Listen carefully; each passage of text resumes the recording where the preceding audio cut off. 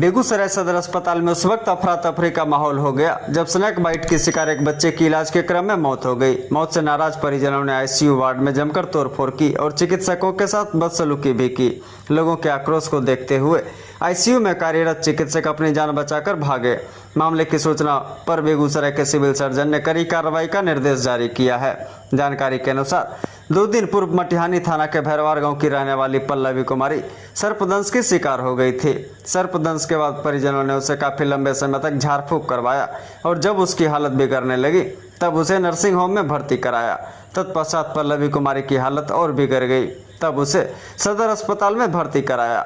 सदर अस्पताल पहुंचते चिकित्सकों ने बेहोश पल्लवी को वेंटिलेटर का सहारा देकर इलाज शुरू कर दिया, लेकिन आज इलाज के क्रम में उसकी मौत हो गई। बाद में चिकित्सकों ने उसे मृत घोषित कर सबको परिजनों को सौंप दिया, लेकिन बताया जा रहा है कि जैसे ही पल्लवी कुमारी के परिजन सबको लेकर बाहर निकले, कुछ असामाजिक तत्वों ने यह भ्रम फैला दिया कि बच्ची जिंदा है। तब परिजन 2 युवक को लेकर पुनः वहां पहुंचे और जबरन डॉक्टर पर दबाव देकर वेंटिलेटर के माध्यम से इलाज शुरू करवाया, लेकिन फिर भी बच्चे को नहीं बचाया जा सका।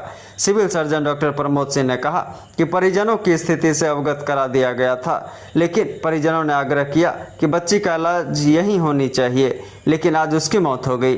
डॉक्टर प्रमोद सिंह ने यह भी कहा कि मौत के जिम्मेदार उसके परिजन ही हैं, जो स्नेक बाइट के बाद भी उसे इलाज में लाने के लिए देरी की और झाड़ फूंक के चक्कर में पड़े रहे। डॉक्टर प्रमोद सिंह ने कहा कि इनमें जिला प्रशासन को भी सतर्क करना होगा और ऐसे लोग जो झाड़ फूंक के चक्कर में अपनी जान गंवा देते हैं उनके ऊपर कड़ी कार्रवाई करनी होगी। साथ ही जिन असामाजिक तत्वों ने मृत बच्ची के परिजनों को भड़काया उन पर भी कानूनी कार्रवाई की जाएगी।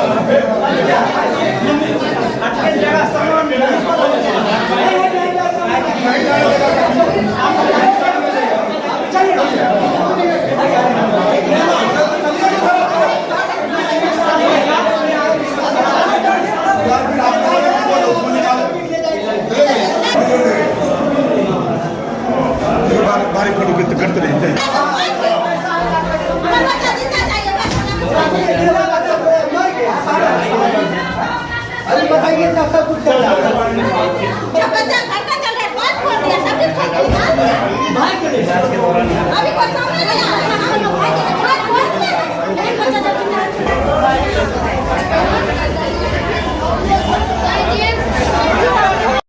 जब बोला कि जो सुइया को डॉक्टर का सुइया दिया बस बच्चा बोला कि बच्चा डेथ कर दिया। बच्चा नहीं ढंग का चल रहा है। बच्चा मेरा सही अगर नहीं होगा तो हम आग लगा देंगे। हम आग लगा देंगे। मेरा बच्चा सही होना चाहिए अभी तुरंत। हम चुप रहते हैं, बैठते हैं। बच्चा सही था, हंस बोल रहा था। रात भी बच्चा ये लोग आते 10 बजे 4-5 मिल के उसका पूरा रिजल्ट। क्या हुआ था बच्चा को? काट लिया था। कब? इतवार को रात में। सुबह में 3 बजे काटा। अच्छा, तो भर्ती कब करा है? भर्ती वही सुबह में। एक मिनट, भर्ती कब करा है? तो 6 बजे सुबह में। घरे में काटा था? हाँ, घरे में काटा। तो कहाँ ले गए थे पहले? उसको पहले बगल में जो झाड़ा उड़ा लगाते वहाँ लगवा के फिर यहाँ लाए। झाड़ फूक भी कराया हूँ? हाँ, कराए। हाँ? कितना देर झाड़ फूक करा? काटा था संडे को रात में। संडे के रात में जैसे रक्षाबंधन है ना, उसी दिन रात में काटा। आपने मारने का क्या किए थे? उसके बाद आप क्या किए? उसके बाद गांव में मंदिर है, वहाँ झाड़ा लगवाया। कितना देर किए? झाड़ फूक कितना देर हुआ? 1-1.5 घंटा झाड़ फूक हुआ। उसके बाद फिर यहाँ 6 बजे हम लोग लाए। ये जो है गार्ड कोई काम का नहीं यहाँ लाए तो ये लोग इलाज किया तो सही हो गया। तो अच्छा बच्चा बोल रहा था, हंस रहा था। कहाँ के घटना है? घटना कहाँ का? क्या बोला बच्चा? बच्चा मेरा सही था, एकदम सुरक्षित था मेरा। अभी क्या बोला डॉक्टर? बच्चा अभी सुबह क्या बोला? बच्चा मेरा सोया हुआ था, मैं यही बात है। मेरा बच्चा सोया हुआ था, वो आया बोला बच्चा बेहोश है। पानी लगाई, वो आई नर्स, पानी लगा दी। जो पानी खुला हुआ है वो पानी टिप दिए, जो पानी वो चलाई लगाई है वो पानी जो उसमें गोल पाइप लगाई वो पानी बंद की है और वो फरार चल गई। हम गए बोलने के लिए, हमको बाज ली तो बोले एक बार जा मिस्टेक हो गया मैडम, जाके देखिए। तो फिर वो आई आई तो बोला कि अरे तुम नहीं कर सकती हो। तो हम किस लिए करेंगे, किस लिए करेंगे? हमको करने आता था, आपके हाथ है। अच्छा खेलता है। उसके बाद वो करती है। मनमौजिद कम हो रहा है, मनमौजिद कम हो रहा है। आया डॉक्टर, उसके बाद लगाने के बाद देखिए मेरा हाथ भी कट गया। मनमौजिद तो कम हो रहा है। लगा देता है, लगा देता है। बता दिया मशीन खींच के पार। मनमौजिद कम होता है, सोया रहता है। इलाज का मशीन खींच दिया। हम